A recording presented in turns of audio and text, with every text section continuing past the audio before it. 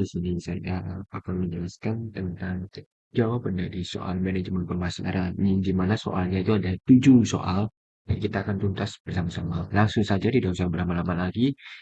Soal pertama, mengapa sih penting mengelola informasi perusahaan? Jawabannya itu sangat penting. Dan saya garis bawahi ini, mohon maaf yang udah saya beri tanda kutip ini, jawabannya itu sangat penting. Kenapa teman-teman? Karena ketika kita mengelola informasi perusahaan itu dengan baik, merupakan dasar utama dalam pengambilan keputusan manajemen. Jadi, informasi yang dikelola itu dengan baik, membantu perusahaan memahami kondisi pasar, kebutuhan konsumen, serta kinerja internal perusahaan. Dengan informasi yang lebih akurat dan tepat waktu, perusahaan itu dapat meminimalisirkan risiko kesalahan, meningkatkan efisiensi operasional, serta menyusun strategi pemasaran yang lebih efektif dan tepat sasaran.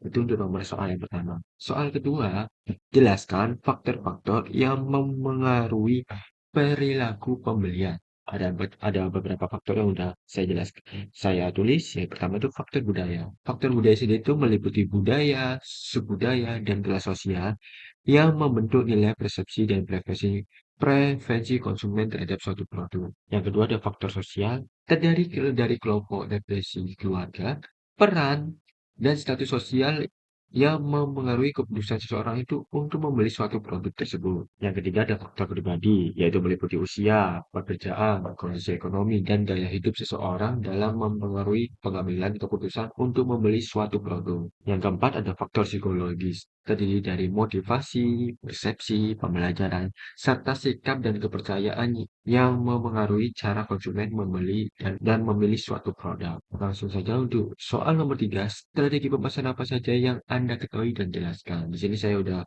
beberapa cantumkan strategi. Yang pertama itu ada segmen pasar. Kenapa sih segmen pasar ini penting? Jadi segmen pasar itu membagi menjadi dua kelompok yang memiliki karakteristik dan kebutuhan yang serupa. Yang kedua itu targeting.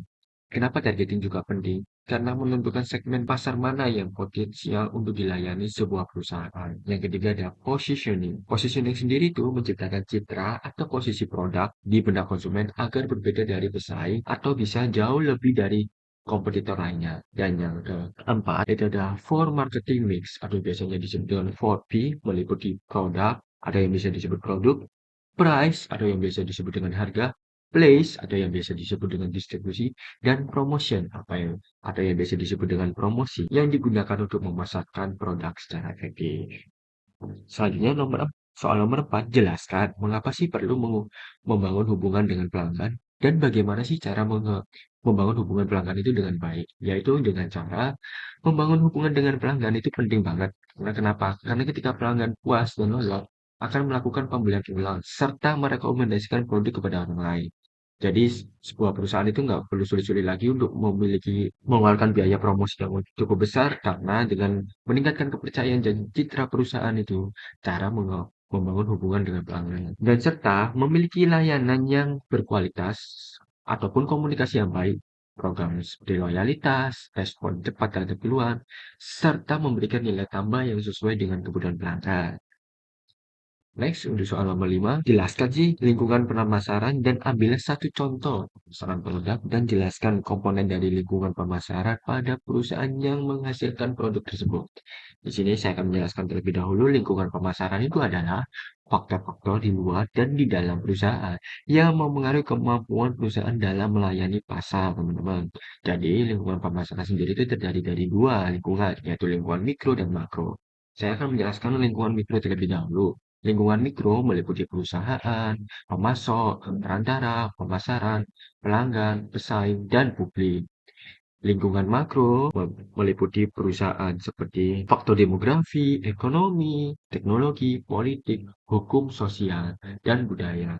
Itu lebih ke arah faktor eksternal, sama hal dengan lingkungan mikro itu seperti internal, dan lingkungan makro itu faktor eksternalnya. Nah, ini saya sudah memberikan juga contoh perusahaannya itu pada minuman kemasan yang dipengaruhi oleh lingkungan mikro seperti pemasok bahan baku dan distributor, serta lingkungan makro seperti kondisi ekonomi, daya beli masyarakat yang meningkat atau menurun karena terjadinya inflasi atau deflasi, teknologi produksi, dan peraturan pemerintah terkait kesehatan dan keamanan pangan. Next, untuk nomor 6, jelaskan bagaimana proses pengembangan produk baru dilaksanakan oleh perusahaan dan berikan contohnya. Jadi di sini saya sudah Beberapa jawaban yaitu proses pengembangan produk itu meliputi beberapa tahap, yaitu yang pertama, pencarian ide. Kedua, penyaringan ide. Ketiga, pengembangan dan pengujian konsep. Keempat, pengembangan strategi pemasaran. Kelima, analisis bisnis. Keenam, pengembangan produk. Ketujuh, uji pasar. Dan kedelapan, komersialisasi. Jadi saya sudah memberikan contohnya juga. Contohnya itu perusahaan makanan, pengembangan varian produk, rendah gula, dengan melakukan riset pasar terlebih dahulu, dan juga menguji rasa produk, memproduksi dalam skala kecil, lalu meluncurkannya secara luas setelah mendapat respon konsumen positif. Mohon maaf, setelah mendapatkan respon positif dari konsumen. Jadi itu teman-teman jawabannya. Untuk nomor 7 sendiri, yang terakhir, soal terakhir, siklus hidup produk baru terdiri dari beberapa tahapan. Jelaskan. Jadi tahapan siklus produk itu ada beberapa tahapan. Yang utama yaitu A, perkenalan atau yang biasa disebut dengan introduction. Jadi produk itu baru diperkenalkan ke pasar, penjualan itu masih rendah dan biaya promosinya itu masih tinggi karena lebih awal dan masih awal tahapan. Yang kedua itu pertumbuhan atau yang biasa dengan disebut growth. Growth. Penjualan itu meningkat pesat, laba mulai naik, dan pesaing mulai bermunculan. Yang ketiga itu kedewasaan atau yang disebut dengan maturity atau yang yaitu penjualan mencapai puncak, persaingan semakin ketat, dan laba mulai stabil atau menurun. Terakhir, yaitu penurunan baseline. Nah, ini faktor yang paling negatif, yaitu penjualan itu menurun akibat perubahan selera konsumen atau munculnya produk pengganti, serta pesaing kompetitor yang makin sempit, makin sengit, dan juga regulasi pemerintah yang cepat berubah-ubah.